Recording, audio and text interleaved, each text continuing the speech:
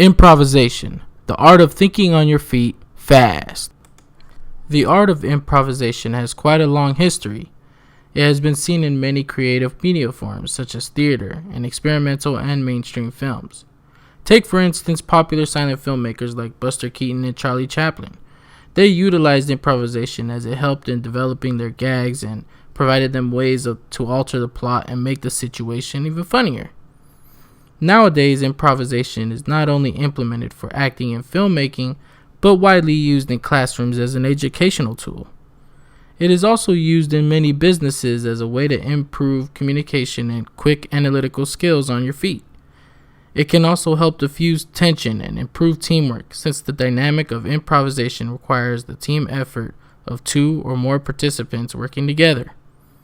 It is extremely useful for coming up with new ideas and implementing them for the very last minute without any planning.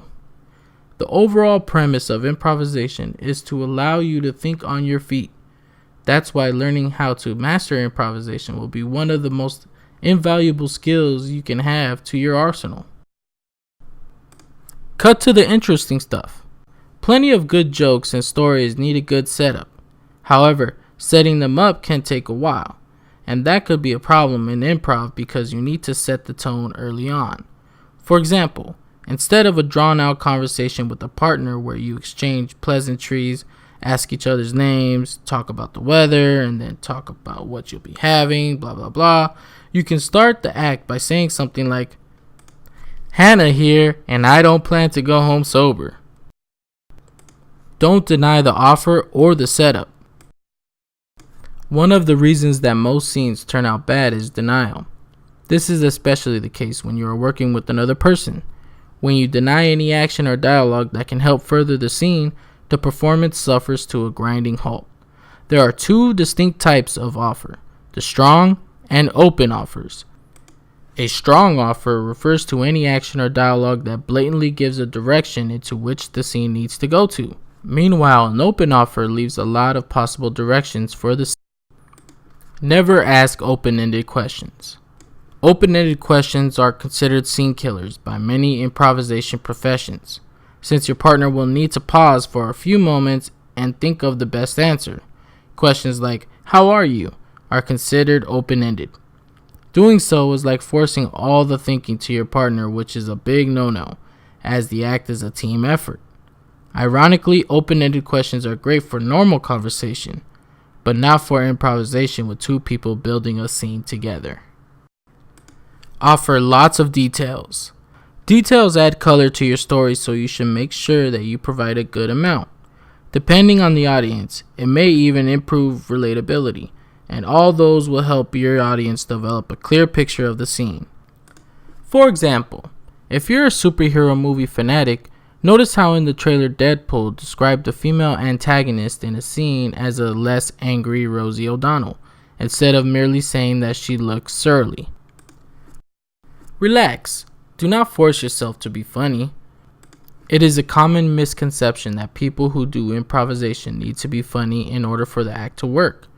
The secret behind an effective improv is that the harder you try not to be funny, the better the scene turns out to be.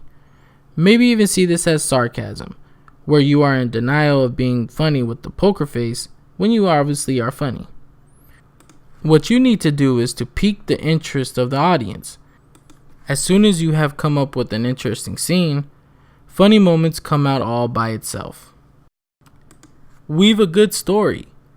This is perhaps the number one rule you need to remember when you want to know how to master improvisation, but is the hardest one to master.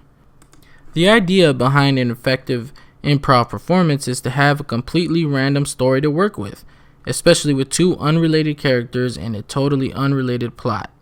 To do this, formulate the interaction and relationship between the character or objects in the scene that would make it most interesting. For example, let's use something random, like the word paper that you're given to work with. Paper, by itself, is boring. Ask yourself, how can you make the scene interesting with the lamp?